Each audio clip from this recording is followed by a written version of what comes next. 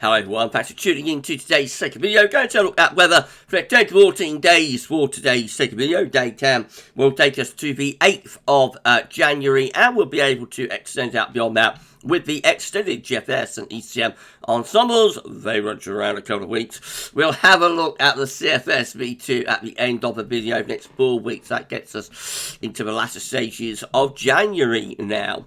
So I should get on that for you in a moment. We'll have a look at stratospheric forecast data to start off with in video, and that's all coming up in a mo. Just say about the first video today was the 6 AM upload. No European outlook this Thursday. We'll be back next week. I sort of scaled back a little bit some of the additional sort of add-on videos over Christmas week, give myself a little bit of time to relax and that. So everything will be back next week once we get Monday, I think it is, 2nd of January. Once you get that out of the way, Bank Holiday Monday event, everything comes back next week. Now, before I do anything else, I've got to say hello and happy birthday to one of GavsWeatherVids' avid followers. So hello and happy birthday to Lee Warren. Happy birthday to Lee. I've been asked to give Lee a shout out and a birthday mention by Emma, by Lee's wife Emma. So Lee wants you to have a lovely, Emma wants you to have a lovely, lovely day, Lee, and wishes you the best birthday that you can possibly have, as do we all here at GavsWeatherVids. So have a fantastic day, my friend. And I think you're 50 today, aren't you? Big birthday, I think, this year. So you enjoy it, my friend. Have a few glasses of the old magic water and whatnot, and have a great time. And happy birthday to you, my friend. Also, my good friend Paul Spain. I know it's his birthday today as well. So happy birthday to Paul Spain. Also.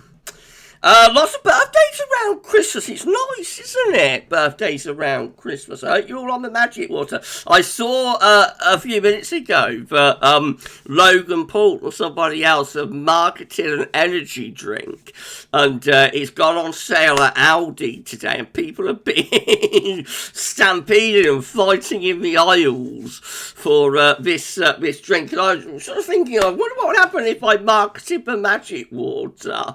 And I wonder if it will get people having fisticuffs in the aisles to get a bottle. I don't know. But anyway, I'm off on a tangent. I better get on with a 10 to 14 day. Thank you so much, everybody, for tuning in. Happy birthday, Lee. And Paul as well. Right, okay, let's do it then. I'm going to start off having a look at latest stratospheric temperature forecast at 10 HP. Over the Arctic and over the North Pole too, from the latest GFS run at metrociel.fr. So I've got these blue and purple colours here. These are the cold temperatures over the Arctic and over North Pole, helping to drive the polar vortex at the moment. So as we run through the next week or so, very little change. There is going to be warming over Siberia. Excuse me, everybody. I'm still coughing, but I'm not in too much pain with the ribs, by the way. So I'm still in a little bit of pain, not completely gone, but it's a lot better than it was yesterday, and particularly the day before. Right, back to business. So later on next week, you've got these yellow colours over Siberia. So a slight warming of the strategy taking place over Siberia, but not having any sort of impacts over the North Pole. Into the extended range with this GFS run. The warming intensifies a little bit there around the 8th of January, those stopping short of the level to reach a sun stratospheric warming. And then a further warming taking place there around the 13th of January. That does become really quite a significant warming. So up towards the middle of January, there we are really, I think, reaching temperature requirement to say that there's a sun stratospheric warming taking place. In terms of the temperature, then there are other steps that we have to go through to get to say we've had a sun stratospheric warming. You've got to get that those warm temperatures into the pole. We have got to split. So we've got to get everybody. We've got to split the polar vortex, and it's richly blue because I've got to split into two. Got to reverse over. So there are many more steps to have to go through. Say that we've had a sun stratospheric warming, but the actual temperature is more or less reaching that kind of level there by the middle of January with this GFS 6F operational run. Let's have a very quick look at the GFS, the ensembles. So starting off with the control run, that produces very significant warming stratosphere around the 11th of January. It does fade out a little bit by the 14th. What's happening on the ensemble member 1? Looks like that. So that one stops just a little bit short. Ensemble member number 2, it looks like that. Again, that one stops a little bit short. Ensemble member number 3, looks like that. So again, that one is stopping a little bit short of what we're looking for. Ensemble member number 4 looks quite significant with the warming by the middle of January. I think we can say with having a sun traffic warming in terms of the temperature anyway with that one. Ensemble member number 5 looks like that. That's going in the right direction. Ensemble member number 6 looks quite significant, but just a little bit short of what we're looking for. Ensemble member number 7, again, really quite significant warming of the stratosphere there by around the 12th. Fades a little bit, maybe by the 14th. Ensemble member number 8 looks like this. So that stops a little bit short, I think. Ensemble member number 9. Again, that just about reaches the required temperature, but only for like a few hours, and then it kind of dies back slightly. Ensemble member number 10 looks like that. So again, stopping just a little bit short of where we want to be. Ensemble member number 11. Again, that one isn't really going for it. Ensemble member number 12, what's that one doing? That one has a significant warming there by the 11th of January. Phases out a little bit though by the 14th. Ensemble member number 13 looks like that. Again, quite a significant warming around the 12th of January. Ensemble member number 14. That one reaches the required level, I think, just about. Over Siberia by the middle of January. Ensemble member number 15. Looks like that. So that was a little bit short of what we're looking for. Ensemble member number 16. That produces a very significant warming around the 11th of January. Looks like going to have another go again around the 14th as well. That's ensemble member 15. So I think we've done that one. Ensemble member number 16. Looks like that. So that's the last one we have. Ensemble member 17 looks like this. So that stays short of what we're looking for. Ensemble member number 18. That one looks very significant, and that's starting to penetrate into the pole as well. Notice how those blue colours are shrinking and also being pushed more towards Canada and Greenland. So that is starting to impact the pole as well with ensemble member number 18. It hasn't split the vortex, but it is starting to penetrate into the North Pole. That's the most significant ensemble member we've seen so far, definitely. Ensemble member number 19 I should say, looks like that. And again, quite significant warming, probably falling just a little bit short what we're looking for, but it looks like it's still going on there, so it probably hasn't yet reached its peak. Ensemble member number 20 looks like that. That looks very significant as well, doesn't it, by the 14th of January. Ensemble member number 21 looks like that. Again, significant warming taking place, a little bit short of what we're looking for. Ensemble member number 22, again, probably just a little bit short what we're looking for with that one. Ensemble member number 23 looks like that. Again, a little bit short where we're wanting to go to get SW. Ensemble member number 24 looks significant by the middle of January. Very substantial warming taking place there. Siberia. Ensemble member number 25 looks like that, so that was not really going for it. Ensemble member number 26 looks like that. Again, not really going for what we're looking for. Ensemble member number 27 looks quite substantial by the 14th of January. Ensemble member number 28 looks like that. So again, just a little bit short of where we want to be. Ensemble member number 29 looking like that. And again, just a bit short of what we're looking for. Significant warming, yes, but just a bit short of what we want to see.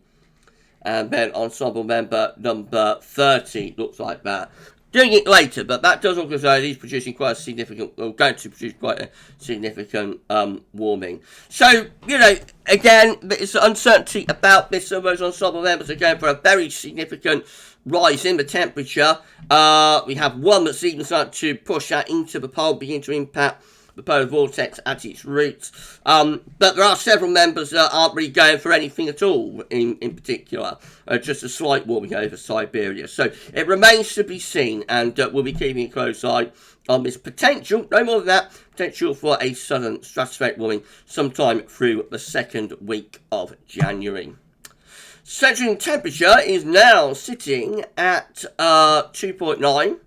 So we're about to leave the 2s. We are 1.6 degrees below the 61 to 99 average. That is provisional to yesterday, to the 28th of January. I suspect this is going to finish up at around 3.3. When all is said and done with this January. So it'll be about a degree colder than average, I would have thought, which is unusual. We don't get many months that are like a degree below average. If we are below average, it's normally only tends to be by a tenth or two of a degree. So to be a full 1 degree below average is quite unusual. And yeah, cold December, all caused by the very cold first 17 days of the month, of course. These are the GFS upper temperature and precipitation ensembles. The next week, so the red line is the 30-year upper air temperature average for Norwich. We're starting off about average at the moment, a little bit below. Has turned a bit cooler today. We can go very mild over the new year. And they're going to see a drop down in the upper air temperatures into early January before they pick up again around the middle to that part of next week.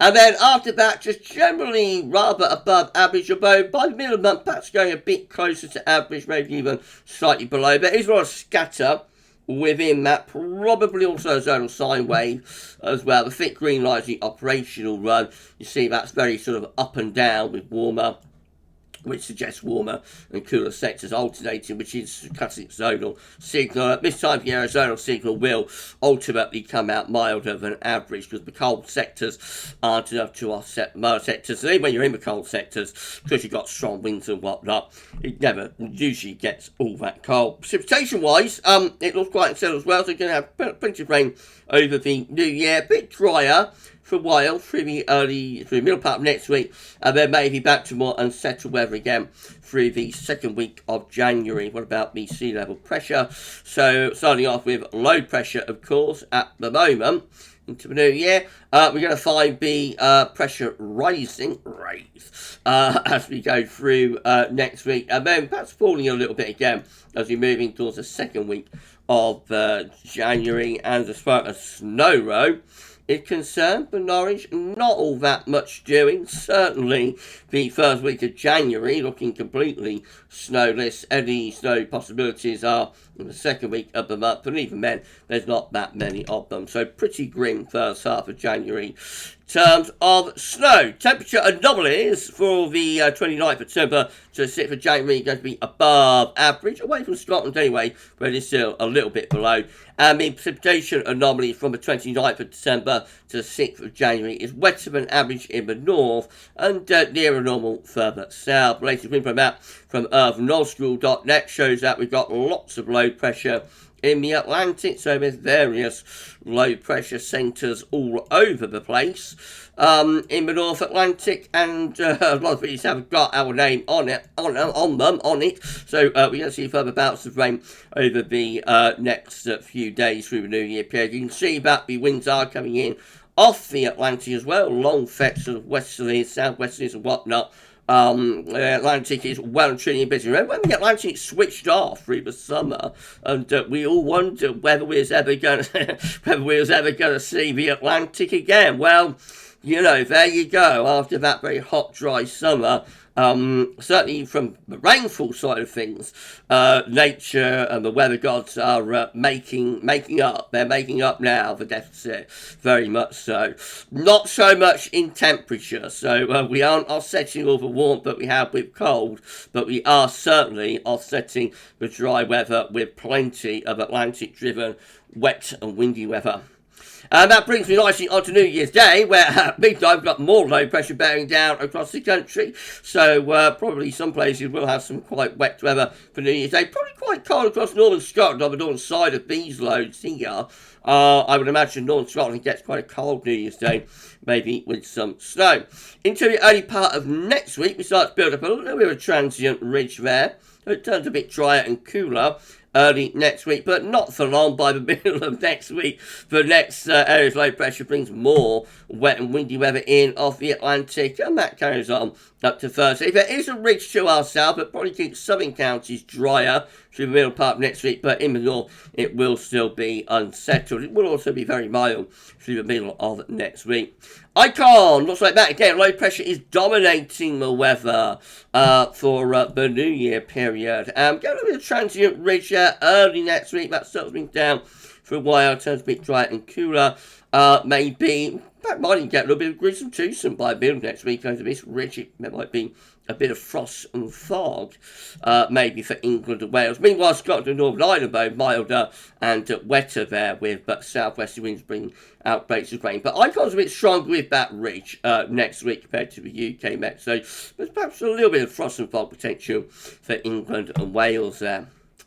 GFS midnight run, looks like that. Again, very unsettled for the New Year period. Into next week, a little bit of transient ridge building over the country, brings some drier, cooler weather early next week. It doesn't last for long. Wet and windy weather is back in, especially to the north and west by the middle of next week. Then we sort of go flat as a pancake by the end of next week, so further westerly winds and outbreaks of rain, especially to the north. And then by day 10, low pressure deepening in the Atlantic, perhaps go rather stormy around day 10, 8th of January. That low pressure bringing quite a battering across the country, I think. And as the low pressure begins to move away to the northeast of Scotland, it starts pulling some colder air from the north, actually. So you get a bit of a cold snap into the second week of January with the GFS midnight run. We pull wind into a colder northerly. That probably brings snow showers into Scotland and wintry showers down the eastern coast. I bet a ridge sort of builds through the country, keeping that dry weather or colder weather and dry weather going for a few days longer. Got the -5 celsius ice melt through the country on the 11th of January, so it was quite cold. And then high pressure ridging through the country turns us drier and maintains the cold weather. The high pressure is having a go again itself up towards Scandinavia. I noticed this high lurking across western Russia. That is the Siberian high. Remember, we had that at the beginning of December. That's what started the cold spell through the first half of December. That's still there to some degree. It's a bit weaker than it was back in December, but it's still lurking there. And so the heights are building to east and north there by the end of the GFS midnight run. Perhaps hinting that we might get a colder second half to January if that high pressure could take over across Scandinavia, western Russia, and get wind into the east. The GFS 6Z, again, looks really unsettled around the New Year period, and then early next week.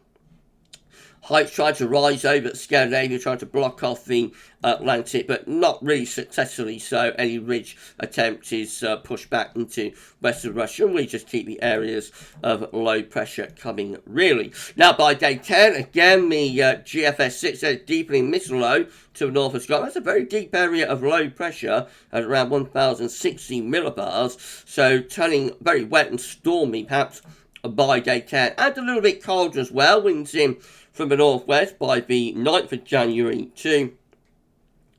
And then beyond that, we bring further low pressure off the Atlantic. So not that cold snap with the 6Z that we had with the midnight run. We just keep wind in from the west up to the middle of the month. If you enjoyed the video, please can you like, share, subscribe. Thank you so much for doing that. Drop a comment and let us know what you think about this and all of our videos. I mean, thank you so very much everyone for doing that. GM, once again, with low pressure dominating around the new year. Then into the middle next week, just a little bit drier and milder. down in the south, but still wet, windy further north and west. And then as we head up towards day 10, basically we keep it unsettled with low pressure being further wet and windy weather, and maybe some slightly colder air into the north by day 10. And then the ECM WF looks like this. So once more, an unsettled new year. A little bit of a ridge next week, keeps us a bit drier, and then we go back to wet and windy weather as we head up towards day 9 and 10. Deep low pressure dominates the weather, so that looks perhaps a bit stormy there by day 10, the 8th of January, and a little bit colder too as the air is coming in from Greenland. This was precipitation forecast based on that ECM run from Tibetio.com. So tomorrow we've got a bit of snow event across Scotland. That's worth watching. Meanwhile, further south, we just have more rain. And then into New Year's Eve, further bouts of rain coming and going. Wet old New Year's Eve for much of England and Wales. A little bit drier though for Scotland. Colder air showers, wintry. New Year's Day, turning drier. But a few wintry showers around Belma, 2nd of January. A little bit further south. Dry for a few days in the south, most of the rain out to the north and west through the middle part of next week, and then we're back into very wet and windy weather again as we head up toward day 10, and the showers then turn increasingly wintry with colder air coming in from the west-northwest across northern and western parts of the country. These are the options on the table within the ECM ensembles today for day 10. Gets us to the 8th of January from the Icelandic Met Office. 19 members of the ECM ensembles with deep low pressure to our north and high pressure to the south, bringing a strong westerly flow, so that's going to be wet and windy. 18 with a battering type pattern going on, deep low pressure in the Atlantic Ocean, turning a little bit colder with that one as well, as the wind's coming a bit more from Greenland. And then 14 has us under high pressure and would suggest like maybe a bit of frost and fog and whatnot. And then in 2 weeks' time, these are the options that we've got. Gets us to the 13th of January. 16 members of the ECM ensembles with low pressure to the north, northeast of Scotland, high pressure over France, and pulling out into the Atlantic. I'm trying to bring in a colder northwesterly flow, probably, but so that's trying to get things a little bit cooler. 15 with low pressure around the country. That just looks very unsettled, really. 9 with high pressure dominating weather. That would suggest frost and fog, I think. 6 down here with high pressure ridging in from the Azores up towards Scandinavia, low pressure out to the northwest. That's probably going to be relatively dry and mild. And then 5 looking genuinely cold with high pressure in the North Atlantic up to Iceland, low pressure to our south and east, and winds will be coming in from a cold northeasterly direction. With that, that's going back to cold weather by mid-January, but only 5 members of the ECM ensembles doing that. And then lastly, the surface V2 weeklies. These are 500 millibar height and orange, breaking down into week periods. The first week period takes us from the 29th of December to the 4th of January. The coming week has high pressure to the south, low pressure is away to the northwest. The winds are coming up from a mild or a very mild southwesterly direction, of course. And then week 2 is going to be the 5th to the 11th of January with low pressure again to the north and northwest, high pressure to our south, winds coming in from a west or southwesterly direction. Dry in the south, wet in the north, and mild. Week 3 is going to be the 12th to the 18th of January with low pressure dominating the weather, but maybe starting to send a jet stream on a little bit more of a northwest-southeast alignment. Could suggest something a bit cooler coming in with that area of low pressure. And then week 4, lastly, looks like that. It's the 19th, 25th of January. High pressure's in over Scandinavia then. So high pressure's moving northwards. Low pressure in the Atlantic looks like it's being blocked. So we've got a Azores high and low pressure around Greenland. That wants to keep wind in from the west. But this area of high pressure over Scandinavia probably wants to turn the wind into the east. So we wait and see what's going on there. But it's the second half of January again. The second half of January remains the period to watch for a chance of some colder, more seasonal weather, I think. Right, we're done. If you've enjoyed the video, then please can you like, share, and subscribe. Thank you so much, everybody, for doing that. Why not to drop a comment and let us know what you think about this and all of our videos. And don't forget to tell your friends and family about GavsWeatherVids. So we thank you so much, everyone, for doing that. Okay, we're done with today's video. Tomorrow we're going to have a 6 AM upload. I will do JMA Friday for you tomorrow as well, and 10 to 14 days. So those 3 videos coming up tomorrow. Keep checking back to the channel for more. For this video, though, that's all for now. Enjoy the rest of your Christmas Thursday. And for this one, that's all for now. And thanks for watching.